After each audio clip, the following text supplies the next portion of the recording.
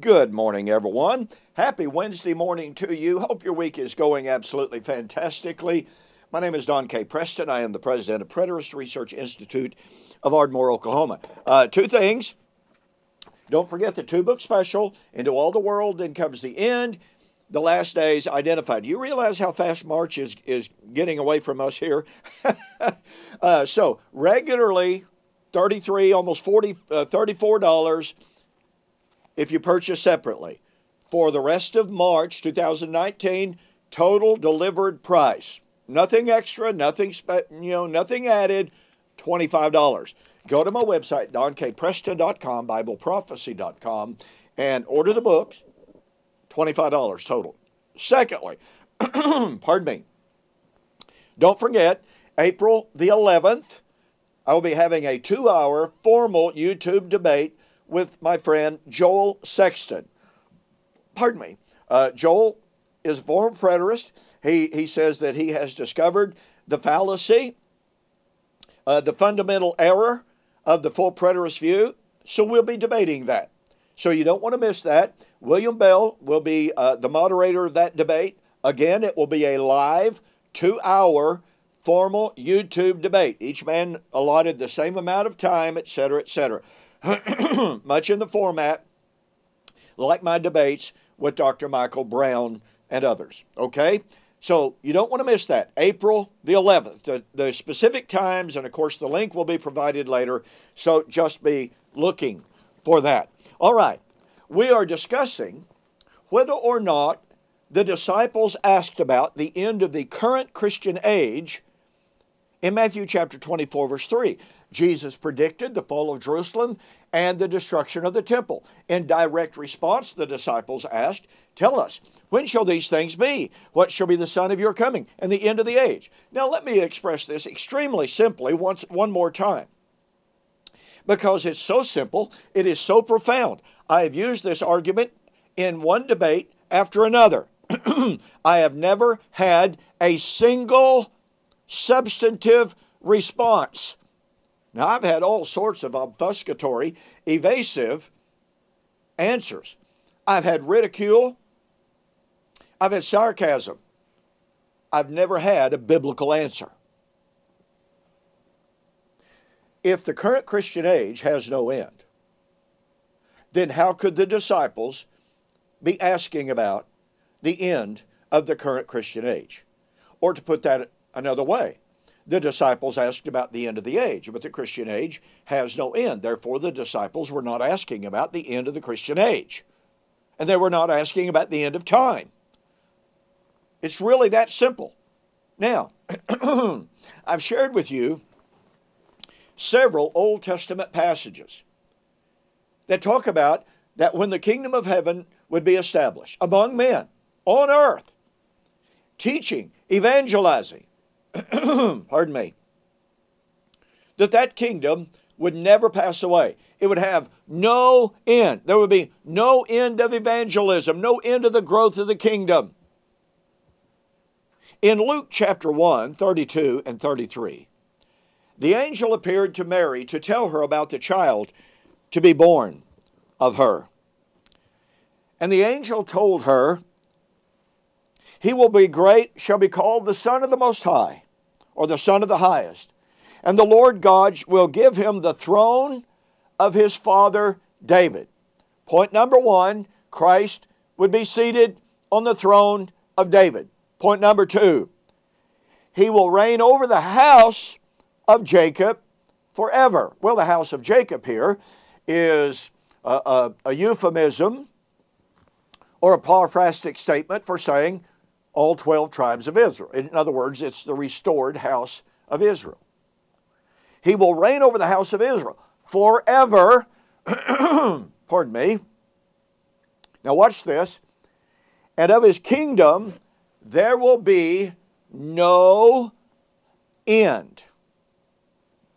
Now some people try to say, well, yeah, Christ's kingdom will have no end, but he will surrender his own rule over the kingdom when he delivers the kingdom to the Father.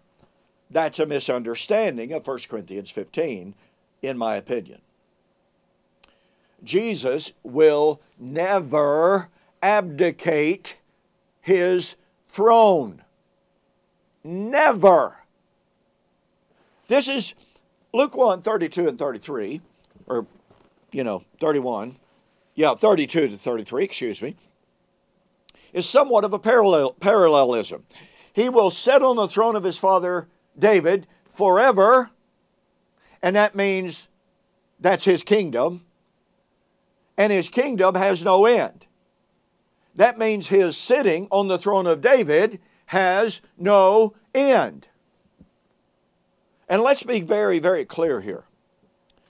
The Greek of this text is tous ionos telos, uk telos. Let me get this very, very clear. Tis basileus autou uk estai telos. I was trying to read a previous verse. Uk means no, telos, end. Now, telos can mean goal, but that's very clearly not the meaning here. That would be to say, well, his kingdom will never have a goal. That would be silly. No. No end. Folks, you see how simple this is? If it is the case that Christ is sitting on the throne of David right now, and amillennialists and postmillennialists alike agree with that. Now, our dispensational friends disagree with that, but I believe they're wrong. Categorically, emphatically wrong. Pardon me. But amillennialists and postmillennialists alike say that Christ is sitting on the throne of David right now. Okay. The angel said he will sit on the throne of David forever. His kingdom, which is his sitting on the throne of David, has no end. Now, if Christ sitting on the throne of David is forever, and sitting on the throne of David is his kingdom, then he will sit on the throne of David without end. And once again, that means the disciples were not asking about the end of the current Christian age where Christ is sitting on the throne of David. And his rule, his reign, his throne, his kingdom has no end. So let me reiterate.